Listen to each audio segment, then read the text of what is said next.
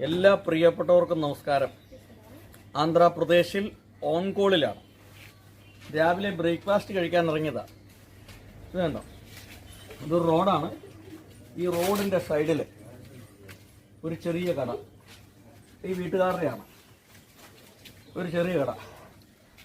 ഇവിടെ ഇതുണ്ടോ, ഇത് ഇഡ്ഡലിയാണ്, ഇഡ്ഡലി. അപ്പം ഈ ഇഡ്ഡലിയുടെ പ്രത്യേകത, ഇത് റവയാണ്, റവ. അപ്പം ചോദിക്കും, ഇഡ്ഡലി റവ എന്ന് പറയുന്ന ഒരു സൈസ് റവ ഇവിടെ കിട്ടും. ഇത് കണ്ടോ, ഇതാ റവയാ. ഇത് നമ്മുടെ അരിമാവല്ല, റവയാ.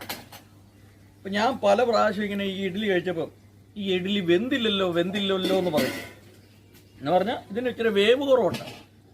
പക്ഷെ ഇപ്പോഴാണ് മനസ്സിലായത് ഈ ഇഡ്ഡലിയുടെ ഈ വേവ് കുറവല്ല, ഇത് ഇഡ്ഡലി റവ എന്ന് പറയുന്ന ഒരു സെപ്പറേറ്റ് സാധനമാണ്. അതുകൊണ്ടാണ് ഈ ഇഡ്ഡലി ഉണ്ടാക്കുന്നത്.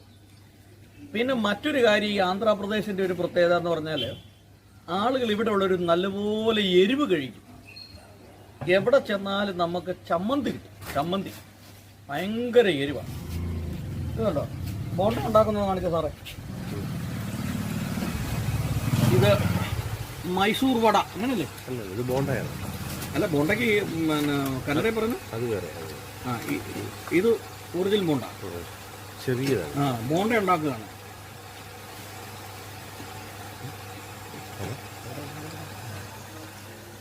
ഈ ബോണ്ട ഉണ്ടാക്കുന്നതാണ് ഈ കാണുന്നത്.